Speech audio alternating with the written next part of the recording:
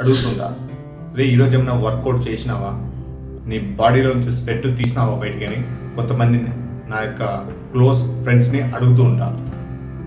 ప్రతి ఒక్కరు ఏమంటారంటే వాళ్ళల్లో టైం లేదు, టైం దొరకలే, సరిపోవడంలే టైము, ఇదే చెప్తుంటారు.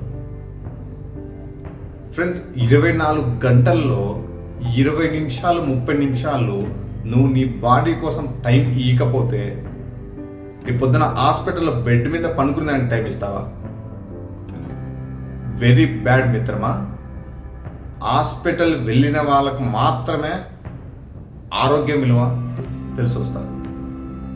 నీ బ్యాంక్ బ్యాలెన్స్ ఎంత ఉన్నప్పటికీ ఆ యొక్క బ్యాంక్ బ్యాలెన్స్తో నీ యొక్క హాస్పిటల్ బిల్లులు కట్టుకుంటామో కానీ నీ యొక్క ఆరోగ్యాన్ని మాత్రం పెంపొందించుకోలేవు.